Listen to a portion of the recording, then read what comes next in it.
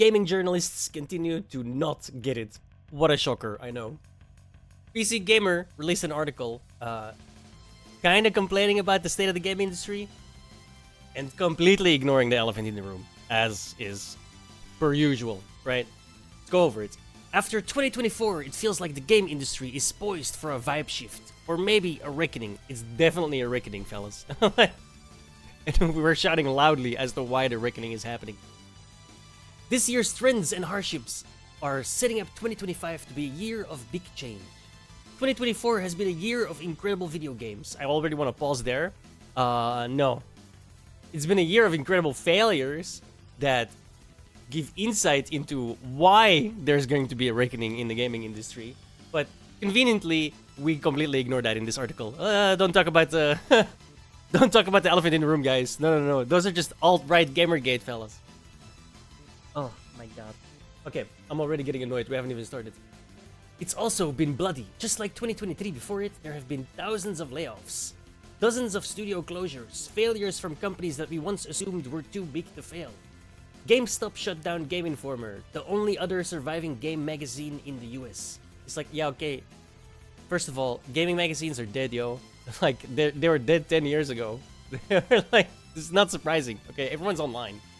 Who still... I mean, I still have, like, a ton of... Oh, I can't even remember what it was. I want to say Power Unlimited? It's like some gaming magazine from back in the day. I was like 15 at the time. You know? I'm almost 40, alright? I become 40 in 2025, alright? I'm old as... Like, I remember when magazines were a thing, okay? They're dead for a long time, alright? It's been a long time before gaming magazines have been a thing.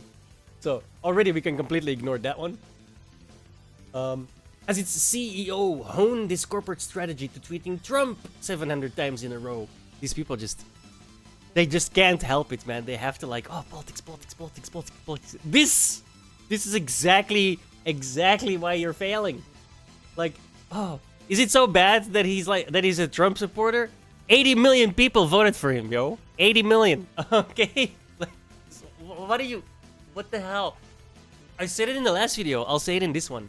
Stop hiring these people. You don't want your company to fail? Stop hiring people that despise or talk down to the people that they're trying to cater to. All right, it's a really simple business idea. Like, whatever. Elon Musk threw in with the games are too woke crowd. That's the only reference. The only reference in the entire article about the games are too woke. Yeah, they are too woke. The reason that people are noticing that it's too woke is because you make a bunch of garbage. Lazy, uninspired garbage. And then stick a bunch of your political sensibilities into it. And people will notice that, right? Because your game is trash. If your game wasn't trash, people wouldn't even notice it because they're too busy having fun. But when they're not having fun and they're completely bored out of their minds, they're gonna notice a hell of a lot more than you want them to. Alright? It's as simple as that. That's literally all it is. It's been another great year for games and another terrible year for the games industry. Again, it's not been a great year for games. What are the really good games that came out? Like, can we name 5? Someone in the chat said Grand Blue Fantasy Relink, and yeah, that was pretty good, right? And by pretty good, I mean it didn't suck balls like most of the other games. Right? Path of Exile 2, that's an amazing game. I love that game. Already have 200 hours in it, so yeah, that's definitely there. Black Myth Wukong was very much talked about. I guess Astrobot as well in that category. Helldivers maybe, like on its own it's a good game, but it got torpedoed by Sony, right? I think it finally like climbed back into a mostly positive on Steam, but yeah, that just got torpedoed by Sony, so that doesn't really help. But I guess you could call that a good game either. It's like I'm having to strain to think about good games, and there were 18,000 new games on Steam. 18,000. I can't think of like 5. You know what I mean? I can barely think of 5. It hasn't been a good game or a good year for games. Like, it just hasn't. Is something like this After yet another year of good games with bad times, the mood is changing, reaching an enough of this shit threshold that could begin to rumble the status quo. Like, this guy clearly knows what's going on. He just doesn't want to, like, admit to what the actual problem is, which is all of these wokies putting their nonsense politics into games. And then, when that comes out, shitting on the fans of those games for not liking those changes. Like, yeah, what the hell do you expect to happen, dude? Like, if you go up to someone and you're like, oh, I despise you. If you don't like it, don't buy it. Guess what he's gonna do? He's not gonna buy it, right? You wanna make money? Yeah? Yeah, you wanna make money? Then shut the fuck up, make a good game, and don't put your politics in it. It's literally that simple. Like, that's all you gotta do. Don't complain. Don't come complain later when you put some nonsense politics in it and nobody wants to buy your game because it's clear that you put some nonsense politics in it. Like, there can be politics in games, guys. It's really not like, look at Call of Duty. Like, all of that is politics, right? It's like the entire campaign is always about politics. And it's done in a decent way. It's like part of the story. It works for the story. Not like Veilguard, like, oh, I'm non-binary. Like, what the f is going on, right? And layer that on top of the most boring game I've played in 2024. Like, it was so brain-numbingly boring. And they treated you like you were an idiot, right? Like, shoot down the wall, enemies come through the wall immediately, and your character, your non-player character, party member still goes, oh, enemies at the wall you just shot. Yeah, I'm still looking at it. I can see that. Thank you very much. Like, you treat me like I'm an imbecile, and I'm supposed to think that's a good game. Then, like, go away. Like, just go away. Right? BioWare, just please don't even make Mass Effect. Just get shut down, sell your IP off to someone who cares, and maybe we'll get a decent Mass Effect. Because you're not gonna make a decent Mass Effect. It's just impossible. After Anthem, after Veilguard, there is zero chance that you can make a game that is decent these days. It's just, you're done. Shut it down. You are done. Roughly 15,000 game developers were laid off. There are far too few open roles for the industry to retain that talent. I mean, some of them are deservedly laid off, right? If you make some garbage that nobody wants to buy and you lose your job because of that, that's on you. I have a bare minimum of empathy for that, you know? Like, it sucks that they lost their job, but they kind of had it coming, considering what they released. Just look at the Concord guys, and then the dude losing his mind. Talentless freaks. Well, us talentless freaks still have a job. How about you? Oh, your studio got shut down. Sorry. Not sorry.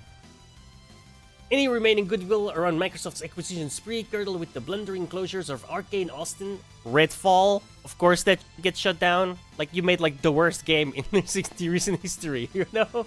It was terrible. And Tango Gameworks, they made Hi-Fi Rush. I'm not sure why they're shut down. I don't even know Hi-Fi Rush. They made Ghostwire Tokyo too. I like that one. That was a really freaky game. Very artistic. In that sense. So, two extremely talented studios that paid the price for corporate balance sheet bullshit. Which, I get that, you know, that sometimes sucks, but it is what it is, right? Look at Interplay. I would have loved them to continue Fallout instead of Bethesda, right? But sometimes, you know, you gotta make money and spend money properly to survive, right? If your parent company does wrong and you get shut down, you can't do much about that, right? It sucks, but it is what it is. Balatro spawned copycats nearly instantly, reinforcing how quickly and eagerly developers hungry for a hit in the crowded Steam marketplace will pounce on a proven idea. This is like, he's saying that it's like, oh my god, this is something special. No. Stardew Valley, when did that come out? Like 2019, 2020? That thing was a massive hit, and then all of a sudden, there's like Stardew Valleys all over the place. You know? Like, that's just what the industry does, right? They see a hit, and then they immediately make games like that, because now people are yearning for more of that, right? So, like, it super normal behavior. Like, you could not be more mundane. Where was I? After layoffs, years of internal struggles, and declining interest in Destiny 2, Bungie seems poised to be totally subsumed by Sony even after releasing a strong expansion. Destiny 2 has been the same thing for years now. Like, you can only keep the same thing going for X amount of time. Right, not everyone is Fortnite, okay? I don't even know how Fortnite does it. It's like, Fortnite is like Moby Dick, you know? It's the white whale. Just fairly unique in terms of success. But everyone wants to make it the next Fortnite, and everyone's losing their money on it. Well, yeah, you're literally playing the lottery with live service games, right? Just look at Suicide Squad, and that one was actually really, really bad as well in terms of like making the story and stuff. But you're just playing the lottery if you go for a live service game. We only have so much time to spend on games, and a bunch of live service games already take up a lot of that time, right? It's like you're just, unless you make the next Fortnite, so to speak, which is obviously that's what they want to do, but you have to like put a lot of time and effort into it. Because here's the thing, you are not competing with Fortnite when it released. You're competing with Fortnite now, and Fortnite now is giant. So good luck, right? It's like the most basic of business thing, right? It's like, I don't understand. Concords flopped to the tune. I just read that. No, I didn't. Concords flopped to the tune of $200 million and possibly more. Prompted Sony to close not just the game, but the studio, bringing discourse around the risks of AAA development to a fever pitch. Okay. There's a difference between risk of AAA development and risk of supposed AAA development. Because that game didn't look AAA, okay? I have never seen more bland characters and more boring characters in my life. Who wanted to play the trash can? Like, literally no one, okay? Like, you gotta make, again, if you want to make a live service game, you have to make a game that appeals to people. What gamer did you appeal to? And we all know the answer here. It's the modern audience, which doesn't exist, right? And like, it's just some bullshit on Twitter. Like, you deserve to lose $200 million. You deserve to get your studio shut down. You had a terrible idea. You executed it even more terrible, and you failed. You couldn't even get 2,000 players at the same time. Like, for a multi-$100 million game. Like, try again next year. And they will, because they've already said, the guy from Sony already said, well, we're not gonna stop, right? We want that Fortnite money. So if you lose more millions, well, that's on you, right? Roughly 19,000 games were released on Steam, up from 15,000 or 14,000 in 2023, and 9,700 in 2020. According to Steam's end-of-year review, only 15% of player time was spent in those 2024 games.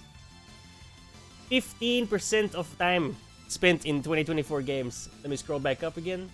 2024 has been a year of incredible video games. Everyone disagrees with you, motherfucker. Literally everyone disagrees with you. You even said it yourself. Boom. Right?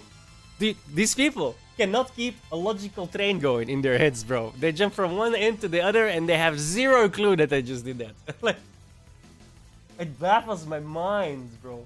You literally give me evidence of the exact opposite of your opening line. This is what I mean, guys. Like, they're either too stupid